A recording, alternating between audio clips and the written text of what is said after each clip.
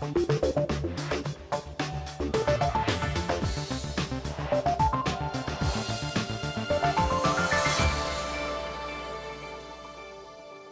and welcome to the programme. I'm Nima Abu Warja. This week we're looking at Yemen's struggle to tackle terrorism whilst dealing with its own internal unrest, with soaring unemployment and a failing economy. What can be done to reverse the decline? Also coming up this week, selling drink in the desert, how the world's big brands tackle strict rules and high taxes. A meeting of minds, how Kuwait's traditional diwaniyat are keeping pace with the times. And a supersized job for the supersized jumbo, a behind-the-scenes look at how Emirates keeps its giant planes in the air. But first to Yemen, which is where the US Secretary of State Hillary Clinton landed this week on a surprise visit with the aim of helping tackle terrorism. Now that's being held back in Yemen because of a lack of resources and internal unrest. Now, Yemen is the poorest country in the Middle East, and its economic woes have left millions of disenfranchised young people struggling for jobs. So what can be done? Well, Leena Sinjab went there to find out. The souks in Sana'a are busy, but not many customers are buying. This is a country that is suffering poverty and high population growth. And recent Al-Qaeda threats are also hampering development efforts. Most of the government's financial resources are used to counter terrorism and not for development. Saad Sabra heads Shibam Holding, the investment arm of the government, and it aims to attract more investments and increase the involvement of the private sector in new businesses. The risk mitigation when an investor comes to this country is quite higher than neighboring countries. Nevertheless, those investors who actually dig deeper and trying to find how the reality is in the ground, there are tremendous opportunities to be developed. Property is one of the biggest areas of development that Shibam Holding is investing in. And are there other projects? Al Rayyan Hills is a $600 million project located on a 440,000 square meter of land overlooking the city of Sana'a. This is one of some projects that are going on here in Yemen. But looking at what the country needs in terms of finding jobs and fighting poverty and development, it's not enough. Security is a major problem facing investment here. But there are other issues the government needs to work on. There are day-to-day challenges for the country's economy that also need to be tackled. The working day is very short. Most Yemenis stop work at early hours in the day to spend a long time chewing khat, a mild narcotic leaf that Yemenis consume in the afternoon hours of the day. Most males and almost 50% of females in Yemen chew khat. Reports say that around half of the household income is spent on khat requirements. So the government has a lot of challenges to face. The biggest challenge facing Yemen is the lack of job opportunities to people and the service delivery to the population. We have a large youth population, high population growth. We have a scattered population of over 120,000 settlements across Yemen. I think we begin with fixing the government system by making it more efficient, such that whatever flows in to the government, whether it's plans or ideas or pledges of donors, gets translated properly to development projects on the ground. But with the current pressure from international community, this might be hard. The image is something has been totally distorted. Embassies are closed. Hotels are empty. You're looking at 2% occupancy rate, which is damaging. Investors are scared. In a time where Yemen needs the investors to come in, when the country needs to use, to create jobs, to use economic opportunities, all these are being closed. I think the international pressure is overreacting, and they should work with the Yemeni government to find alternative solutions and help Yemen move forward. The general sense here is that as long as Yemen is connected with terrorism, it will be difficult to tackle its burdened economy. Lina Sinjab reporting from Sana'a in Yemen there. Right, now to something altogether different. How do you go about selling alcohol in the Muslim countries of the Middle East? Well, it can be a very contentious issue, but despite restrictions on sales and high taxes, this region is proven to be very lucrative for the big drinks makers of the world. So what are they doing differently? That's a question I put to Jane Ewing, the Managing Director of Diageo here in the Middle East. In general, selling alcohol in the Middle East is much more restrictive than it is in other regions across the world. So with the exception of Lebanon, where we have relative freedom to advertise and promote the brands, generally in all the other markets there's very strong restrictions. So we can only promote at the point of sale. The most important thing is that we understand very, very well the market within which we operate and the rules and regulations around that. So for example, here in Dubai, in the UAE, very, very strict regulations around the sale of alcohol. And in contrast, we operate also in Lebanon, where there's a much more liberal attitude to selling alcohol. What are the challenges? Obviously, the rules and regulations, very high taxation in several markets. So in Egypt, for example, on domestic business tax is 3,000%. One of the challenges. Availability of data is a challenge for us. We don't have the kind of data that people that have worked in Europe would be used to. So that's always an interesting dynamic for us. So how do you go about doing things like marketing and advertising when you've got so many restrictions? What we tend to do is take the sort of the raft of all the things that are available and adapt what we can do here. So being adaptable and flexible is crucial for us in this region. To buy liquor here, if you're a resident, you need a license, and your license has a value on it. So you can only buy up to a certain amount. So yes, I think really consumers plan those purchases. They would tend to only go to a liquor store, say once a month, and they would buy what they think they need for that period of time, as opposed to in many markets where you can just pop along after work and get what you want for the evening. Which is your best market? Lebanon. It's so small. Very small, very influential consumers, tiny population, but that doubles over the summer with tourists, with Lebanese expats returning home. They return home to celebrate, so there's a very dynamic and vibrant nightlife. Consumers like to drink premium brands, so sell phenomenally well there. And how important is the Middle East to your global business? Along with the BRIC economies, we see the Middle East and the Asian travel retail business as a huge possibilities for future growth. Roughly 23% of passengers go into a store when they travel, and of those, less than half buy. So doubling would only require us to attract 37% of people into the stores to buy. So doubling the business in the next 5 years is definitely achievable.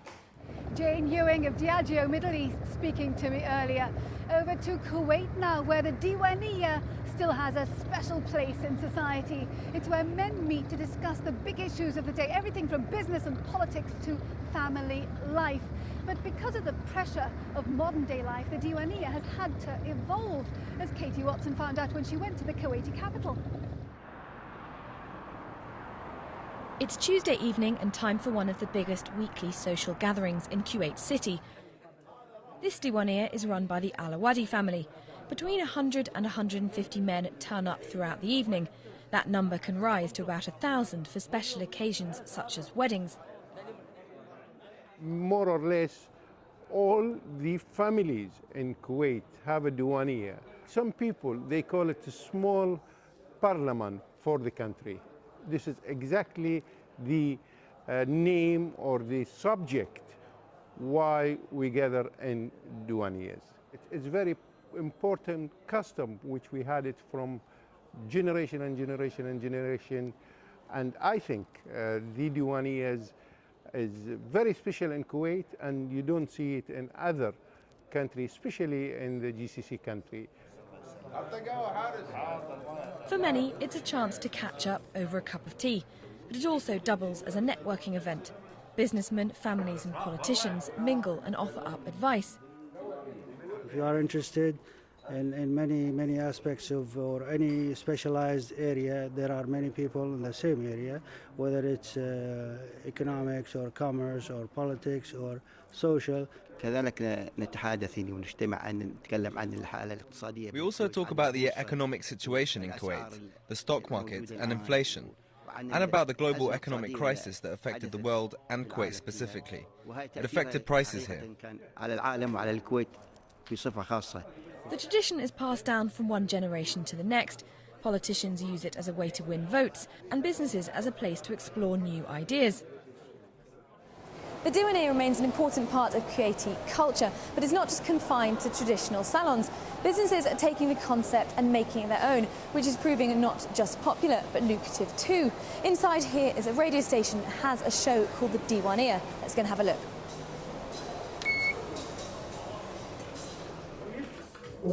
Thank you.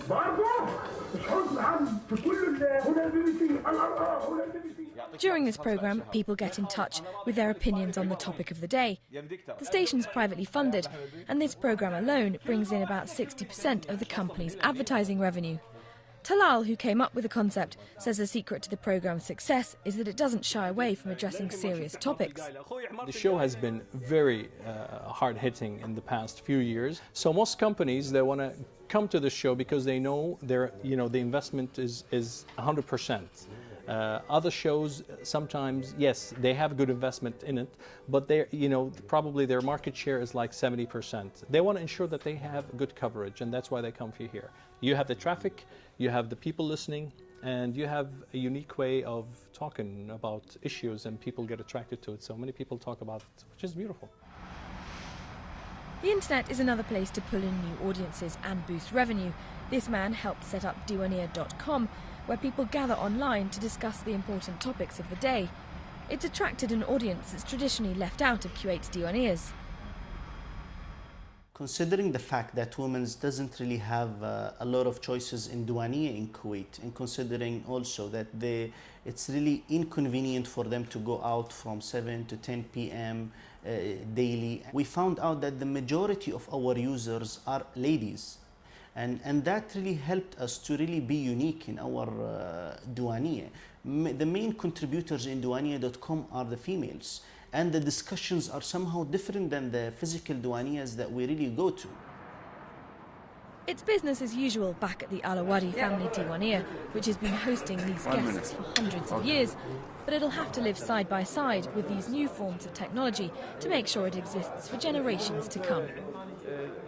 Katie Watson reporting from Kuwait there. Right, we're going to take a short break now. When we come back, we take a look behind the scenes to find out how Emirates keeps its super jumbos flying.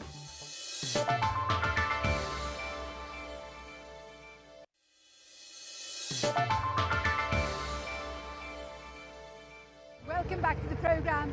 I'm Nima Abu Warte, and we're getting onto our Abra on Dubai's Creek. The trip costs 1 dirham, that's around 30 cents, so it's a cheap and cheerful way of getting people and goods across the water. But it's airlines that have dominated the growth in this region, and a pioneer is Gulf Air, Bahrain's national airline. But despite its long record, it's been plagued with problems, disputes with unions, the increasing cost of fuel, and more competition have all taken their toll. And so the firm has come up with one plan after another to try to revive its fortunes. So is its latest one any different? That's a question that Philip Hampshire put to its Chief Executive Officer, Samir Al-Majali. Within the next 4 years, we expect the Gulf fleets to double in size. I think what we need to be doing at Gulf Air is just be much more agile and nimble, and react much faster to the changing environment, and find our own niche in the region and develop it and support it well. You're going through the process of more cost cutting, but Bahrain does have unions. It's one of the few Gulf nations to do so. They have caused difficulties for you, so what do you do from here with them? Our viewpoints started to be very far apart, and they converged very well over the last several months. We didn't get final buy-in from the union regarding the package itself, but we brought in a lot of the elements that they suggested, and obviously their position had changed. So in fact we became very close in terms of what they thought we should offer and what we thought we should offer. But in the end, obviously, it's a voluntary scheme, and the company has the right to offer it because it's not compulsory. The union basically, in this particular case, has an advisory role. Do you think that you will get through to a compulsory scheme? We hope that we won't get to that point. Given enough time, we will reduce the levels of the staff to the optimum levels required to run the airline efficiently and provide our excellent services to our customers. That's a very ambitious program. Yes, it is. But it does require us engaging all levels of our staff.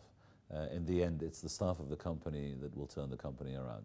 Samer Al-Majali, the Chief Executive of Gulf Air, speaking to Philip Hampshire there. Right, let's see what other business stories are making headlines across the region this week. Hundreds of people have been rioting in the Algerian capital, Algiers, over the increasing cost of food.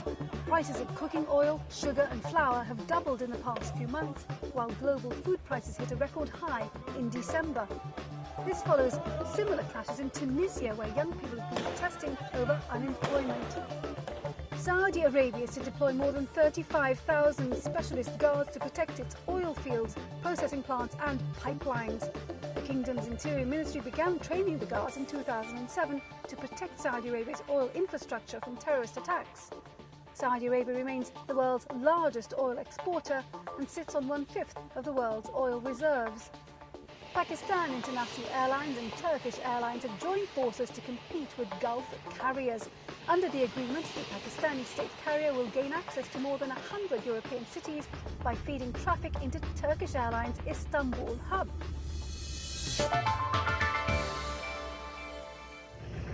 And with up to 850 passengers at a time and a price tag of over $300 million, the Super Jumbo is certainly living up to its nickname. And Dubai-based airline Emirates is its biggest customer. It has 15 in service and 75 will be delivered over the course of the decade. Now, it's one thing to buy them and another to keep them flying, as Ben Thompson found out.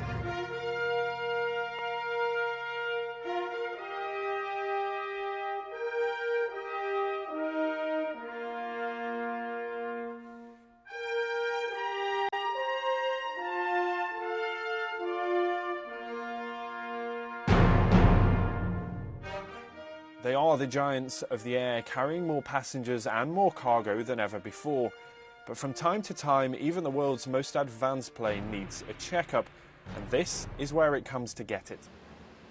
In this giant hangar at Dubai's main airport, aircraft are brought in for anything, from a routine inspection to a complete overhaul. This is the first A380 Emirates received from Airbus back in 2008, so it's due a complete check. From the engines and the wheels right down to the lighting and the carpet, it's a mammoth task for the team involved. An engineer can have to deal with anything from a bulb change to an engine change.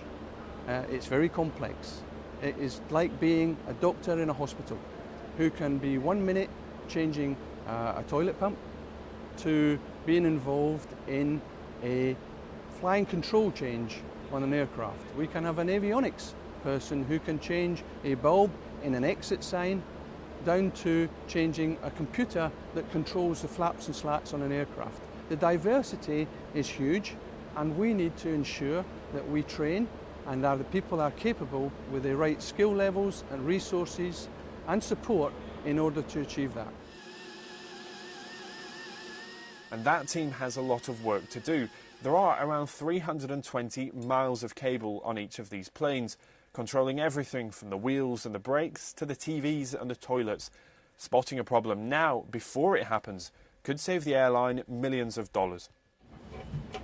But just getting the planes into the hangar is a difficult job. Taking a plane out of service, even for essential repairs, costs money. Each day the plane is on the ground, it's not carrying passengers, and that means lost revenue. So the firm has to get the plane in and out as quickly as possible, and that means planning ahead.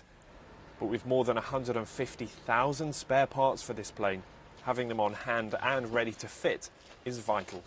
That is their job, to plan months ahead of these aircraft coming in for checks. They hold a minimum and maximum quantity level of every part. The stock value is in excess of $500 million and growing every month as the fleet expands. You'll find everything from a washer to an engine thrust reverser to cabin carpet, cabin curtains, toilets. Everything is in this store.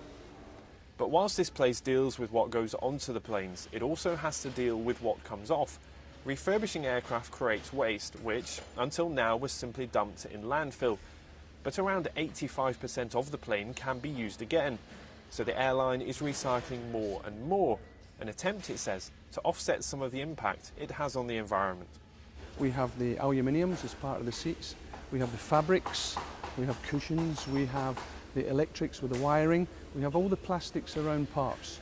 That in addition to all the cardboards, the papers, the wood that stuff comes into our stores, it is also not generally used again, so we also recycle that material to add to the volume that we currently do. I mean, with a fleet of 149 aircraft and growing up to over 200, there's obviously opportunity for us to maximise what we can contribute. And back in the hangar, another plane is ready to leave. Tested and checked, it will go straight back into service. But with the airline's fleet growing every year, the work here is never done. The doors of the repair shop won't stay shut for long. Ben Thompson reporting from Dubai there. Well, our time is very nearly up. I do hope you've enjoyed our programme. Before we go, let's see how the region's main markets finish the week. And remember, we'd love to hear from you. Our email address is middleeastbiz@bbc.co.uk, and you can keep up to date with us on Twitter and Facebook now. That's where you'll find the latest photos and news from the BBC's teams around the world. Now, next week we're at Abu Dhabi's World Future Energy Summit. We're finding out if this region, known for its oil and gas, can really embrace green and renewable sources of energy. Until then, from me, Nima Abu Arje, and the rest of the team, thank you for watching. Bye-bye.